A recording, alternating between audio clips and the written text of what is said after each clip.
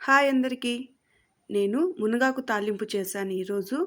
చాలా ఈజీ, అలాగే టేస్ట్ కూడా చాలా బాగుంటుంది. నేను ఏ విధంగా చేశానో మీకు ఒకసారి చూపిస్తాను. ఇది హెల్త్ కూడా చాలా మంచిది.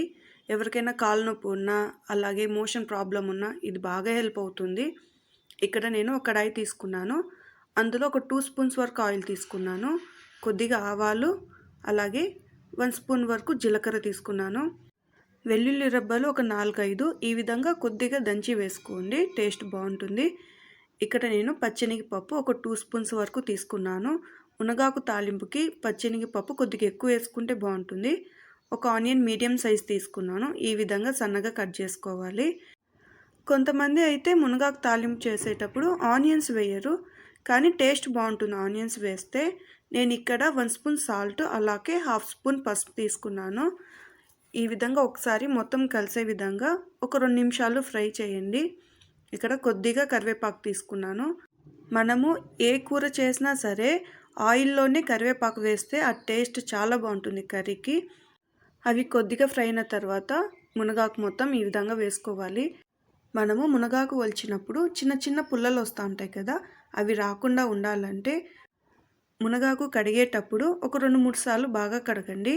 అప్పుడు ఆ పుల్లలు అనేది అడుగున వెళ్ళిపోతాయి నీళ్ళల్లో, ఆకు మాత్రమే పైన ఉంటుంది. ఇక్కడ నేను 1 స్పూన్ సాల్ట్ తీసుకున్నాను. నార్మల్గా ఏ ఆకుకూరకైనా ఉప్పు చాలా తక్కువ పడుతుంది, మీరు కొద్దిగా చూసి వేసుకోండి. నేనైతే 1 స్పూన్ తీసుకున్నాను. నార్మల్గా మునగాకు ఉడకడానికి కొంచెం టైం పడుతుంది, అందుకని ఇక్కడ నేను కొద్దిగా వాటర్ తీసుకున్నాను. చాలా తక్కువ తీసుకోవాలి, చిన్న గ్లాస్తో తీసుకుంటే సరిపోతుంది.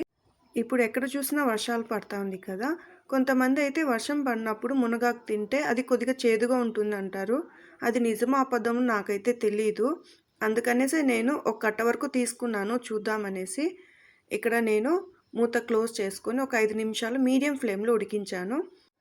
ఇక్కడ చూసారు కదా, అస్సలు నీళ్ళు లేదు, మొత్తం ఆవిరైపోయాయి. ఈ విధంగా ఉడికిస్తే సరిపోతుంది. తాలింపు కూడా అసలు ముద్దగా ఏం రాదు, ఆకుకూర ఏం చేసినా ఇలా పొడి పొడిగానే వస్తుంది. నేను 1 స్పూన్ వరకు కారం తీసుకున్నాను. ఇక్కడ మునగాకు తక్కువగా ఉంది కాబట్టి ఇది నాకు సరిపోతుంది. నాకైతే చేదు అనిపించలేదు. వీళ్ళు చెప్పినట్టు వర్షం పడితే చేదుగా ఉంటుంది అన్నారు కదా, ఏమనిపించలేదు. ఇక్కడ నేను శనగింజల పొడి ఒక 4 స్పూన్ల వరకు తీసుకున్నాను. మునగాకుకైతే నేను కొద్దిగా ఎక్కువ వేస్తాను, టేస్ట్ బాగుంటుంది అనేసి. ఈ పొడిలో నేను ఉప్పు కారం ఏం వేయలేదు. శనగింజలు వేయించిన తర్వాత కొద్దిగా వెల్లుల్లి రెబ్బలు వేసుకొని పౌడర్ చేసుకుంటాను అంతే. మీడియం ఫ్లేమ్లో ఇదంతా ఒకసారి ఈ విధంగా కలుపుకోవాలి. ఇక్కడ చూసారు కదా, అస్సలు ముద్దగా రాలేదు. ఈ విధంగా ట్రై చేయండి, మీకు కూడా ఖచ్చితంగా నచ్చుతుంది. రైస్కి అలాగే చపాతీకి అయితే ఇది చాలా బాగుంటుంది. హెల్త్ కూడా చాలా మంచిది. నొప్పులు, కాలు నొప్పులు అలా ఉంటాయి కదా, వాళ్ళకి బాగా హెల్ప్ అవుతుంది. ఒకసారి ట్రై చేయండి, మీకు నచ్చితే ఒక లైక్ చేయండి.